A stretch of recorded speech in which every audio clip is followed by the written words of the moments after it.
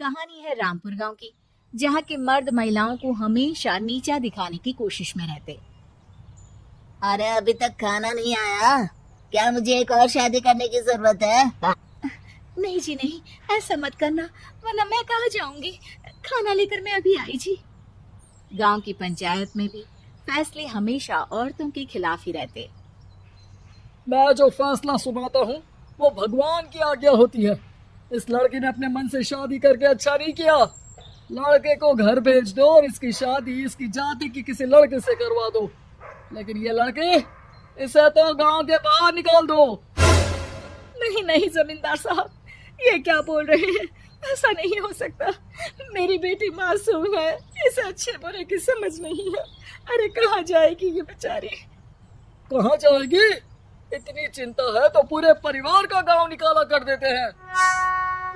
बेचारी पूरे बसे बसाए परिवार को गांव छोड़ना पड़ता है। चाहे जो हो, अगर बेटियों को कंट्रोल नहीं कर सकते तो गांव में रहने का कोई मतलब नहीं है।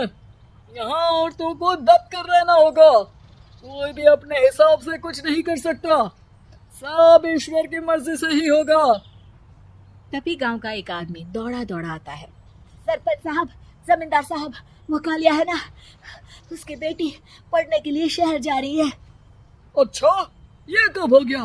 और कालिया की हिम्मत कैसे हो गई ऐसा करने की? लेकर आओ उसे और उसकी बेटी को। बस फिर क्या था, हाजिर हो जाते हैं कालिया और उसकी बेटी सरपंच के सामने। अरे कालिया, ये क्या सुनने में आ रहा है? बेटी को इंजीनियर बना रहा है तू? और ये बता, गांव में तो स्कूल नहीं है, फिर कहां से इतनी क्लास पास कर गई तेरी बेटी? राधा, जो कि कालिया की बेटी है, उसे लगता है कि सरपंच उसकी तारीफ कर रहे हैं। सरपंच जी, मैंने ऑनलाइन पढ़ाई की है, डिस्टेंस लर्निंग से। सभी में मैंने अच्छे नंबर पाए हैं, जिसे देखते हुए शहर की इंजीनियरिंग कॉलेज में मुझे स्कॉलरशिप मिली है। वाह जी वाह, क्या होती है ये? पहले तो ये बताओ, फिर आगे की बात करते हैं। पूरा गांव राधा की बात सुन रहा था और राधा बोलती जा रही थी। तो ऐसे मैं फ्री में एक अच्छी शिक्षा लेकर गांव में जो कुछ परेशानियां हैं, जैसे बिजली, पानी और इंटरनेट जैसी समस्याओं के लिए काम करूंगी। मैं गांव को शहर से जोड़ने के लिए पुल का निर्माण करवाने का प्रस्ताव रखूंगी। मुझे पूरी उम्मीद है कि जल्द ही हमारा गांव भी तरक्की की राह पर चल पड़ेगा। राधा की बात सुनकर सारे गांव वाले ताली बजाने लगते हैं। सरपंच को समझ नहीं आता कि वो क्या करे। चुप रह नादान लड़की, गांव के खिलाफ जाने के लिए तुझे गांव से बेदखल कर दिया जाएगा, वो भी पूरे परिवार के साथ। और हाँ, अगर ठीक से गांव में रहना चाहती है तो ये पढ़ाई लिखाई छोड़ दे। हम तेरे लिए गांव का कोई होनहार लड़का देखेंगे। तभी गांव का एक आदमी बोल पड़ता है। अरे नहीं नहीं सरपंच जी, राधा बिटिया जो बता रही है, अगर वैसा हो जाए तो हम लोगों को पैसा कमाने के लिए बाहर नहीं जाना पड़ेगा। हाँ जी, और ना ही कोसों दूर पानी के लिए भटकना पड़ेगा। हमारे बच्चे भी अच्छी पढ़ाई कर सकेंगे और आगे बढ़ेंगे, ना कि हमारी तरह खेती करते बैठेंगे। क्यों गांव वालों, राधा बिटिया का साथ देना चाहिए ना। सरपंच देखता है कि गांव राधा के साथ है तो वो चुप हो जाता है। वो घर आकर अपने सलाहकार से बात करता है, जो बहुत ही चालाक किस्म का इंसान होता है। अरे सरपंच साहब, आपको बहुत ही होशियारी से काम लेना पड़ेगा। एक बार गांव तरक्की कर गया, यहाँ के बालक पढ़ लिए तो कोई ना पूछेगा आपको। और फिर ये जो बेटा और बेटी है ना आपके, इनको भी आम लोगों की तरह ही जीवन जीना होगा। हाँ, लेकिन करे तो क्या करे? वो ना आप मुझ पर छोड़ दीजिए, बस मैं जैसा बोलूं करते जाइए।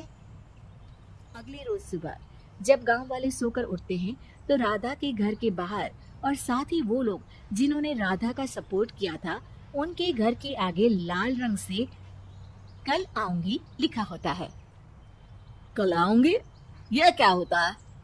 अरे यह तो खून से लिखा है, लगता है कोई भूत प्रेत या चुड़ैल का साया है। चलो सरपंच जी के पास चलते हैं। सभी सरपंच के पास जाकर उसे सारी बात बताते हैं। और ये तो बड़ी मुश्किल की बात है। चलो, मैं एक बाबा को जानता हूँ, उन्हें बुला लेता हूँ।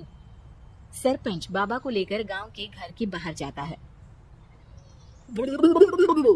ओहो, तो ये वो चुड़ैल है जो उन लोगों को निशाना बनाते हैं जो गांव को बदलने का सपना देखते हैं।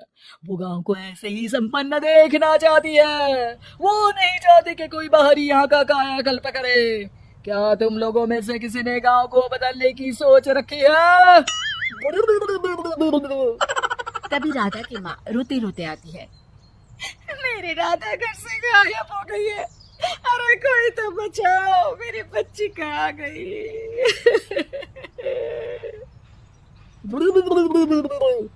ले गई वो चुड़ैल, तेरी बच्ची को ले गई। अब वो उसे श्रापित करके छोड़ेगी।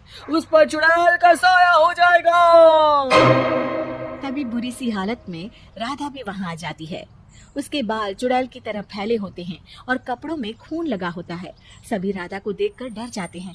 माँ, पता नहीं मुझे कौन उठा कर ले गया था। अरे दूर दूर हो जा चुड़ैल, अब हम लोग इस गांव में नहीं रुकेंगे। अरे कैसी बातें कर रहे हैं आप? कल तो आप मेरे भरोसे गांव का हुलिया बदलने, अपने बच्चों को पढ़ाने और तरक्की उन्नति की बात कर रहे थे, तो आज क्या हो गया आपको? ये फिर तुम लोगों को बहकाएगी। ये चुड़ैल गांव में आ चुकी है। ऐसे ही ये तुम्हारे घर के बच्चों को भी ले जाएगी। गांव वाले राधा को गांव से बाहर निकाल देते हैं।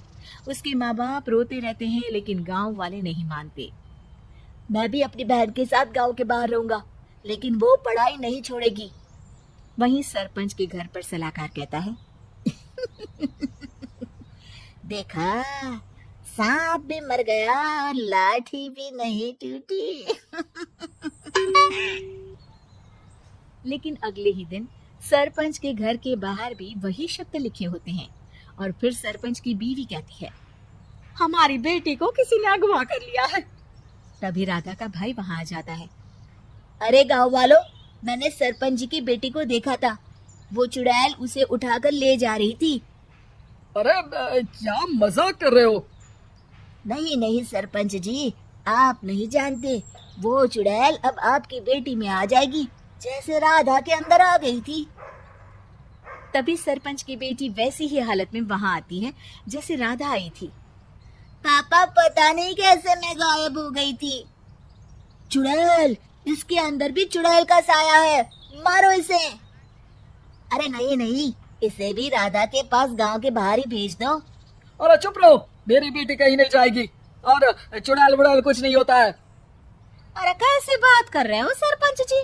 आप तो बोल रहे थे कि आपका फैसला भगवान का ज्ञान होता है, तो अपने पर बात आई तो अब आप ऐसे बोल रहे हैं।